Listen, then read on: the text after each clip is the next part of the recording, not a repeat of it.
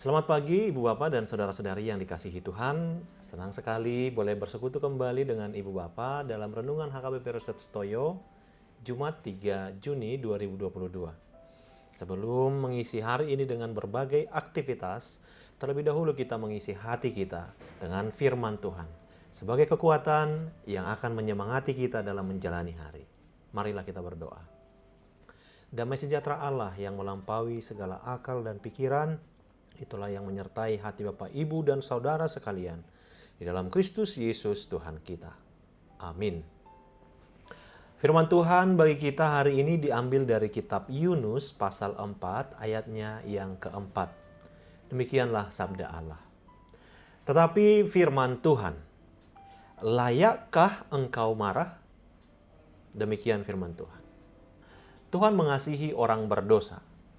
Ibu Bapa dan Saudara yang dikasihi Tuhan Yesus Kristus, kisah Yunus sebagai nabi yang dipanggil dan diutus Allah memang menarik, dramatik, dan membuat tegang. Ia adalah salah satu dari 12 nabi kecil. Kitabnya termasuk sangat tipis, hanya terdiri dari 3 bab dan berisi 48 ayat. Perutusan Yunus sebagai seorang nabi dari awal, tengah, dan akhir kisah itu bernada dramatik. Mengapa? Karena ia sempat melarikan diri dari panggilan Tuhan untuk menyampaikan firman-Nya ke umat yang di kota Ninive. Namun, siapa yang bisa berlari dari hadapan Tuhan yang maha besar? Kemanapun Yunus pergi, tangan Tuhan menjangkaunya. Melalui pengalaman penolakan dengan melarikan diri, dilempar ke laut, dan ditelan ikan besar, dan akhirnya Yunus menyerah pada perintah Tuhan. Ia melakukan tugasnya itu, dan apa yang terjadi? Sekali ini, Yunus dibuat kecewa, kesal, dan marah. Karena apa yang dia sampaikan sesuai firman Tuhan tidak terjadi sama sekali. Malapetaka tidak terjadi.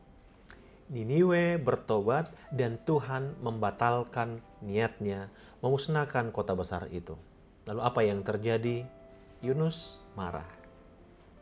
Dalam kemarahannya, ia pergi ke sebelah timur kota itu, mendirikan pondok sambil menantikan sesuatu terjadi atas Niniwe. Secara ajaib, Tuhan menumbuhkan sebatang pohon untuk menaungi Yunus dari panas. Itu membuatnya terhibur dan bersuka cita. Namun esoknya, seekor ulat menggerek pohon itu hingga layu. Yunus kembali marah kepada Tuhan. Saat itulah Tuhan memberinya pelajaran. Jemaat Tuhan, Yunus bersuka cita atas sebatang pohon yang menaunginya. Dan ia berduka cita ketika pohon itu mati. Tetapi terhadap lebih dari 120.000 orang yang bertobat, ia justru marah. Sebaliknya, Tuhan menunjukkan bahwa ia sangat berduka ketika orang-orang binasa. Dia menginginkan pertobatan dan keselamatan mereka. Tuhan menunjukkan bahwa dia bukan hanya mengasihi Israel, tetapi juga bangsa-bangsa lain. Tuhan ingin Yunus bersuka bukan karena hal-hal yang sementara dan menyenangkan baginya serta menguntungkannya, tetapi atas sesuatu yang bernilai kekal, yaitu ketika orang-orang mengalami kasih, pengampunannya, serta berbalik kepadanya. Saudara yang dikasihi Kristus, kadangkala kita berpikir penghakiman sangat layak bagi orang berdosa. Tetapi Allah adalah pribadi yang penuh belas kasih, lebih dari yang dapat kita bayangkan.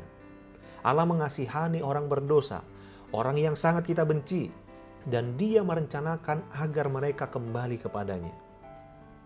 Bagaimana sikap saudara terhadap orang yang saudara anggap berdosa atau melakukan kesalahan? Apakah saudara mau mereka dihancurkan saja?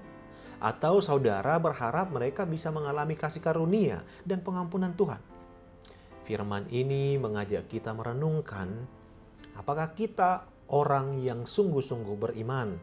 Orang yang beriman sepatutnya tidak membenci sesamanya, bahkan orang jahat dan orang berdosa sekalipun. Dia akan bergumul bersama Tuhan agar berita Injil bisa menggelisahkan dan mentransformasi karakter umat manusia yang berdosa. Kerohanian yang sejati seharusnya membuat kita mengasihi sesama. Amin. Mari kita berdoa. Ya Tuhan Allah, kami bersyukur untuk setiap masa hidup yang Engkau berikan kepada kami. Ajar kami menggunakannya untuk mengasihi sesama, baik untuk orang yang tidak mengasihi kami. Amin. Selamat pagi Ibu Bapak yang dikasihi Kristus, selamat beraktivitas. Tapi jangan lupa untuk melaksanakan protokol kesehatan. Tuhan Yesus memberkati.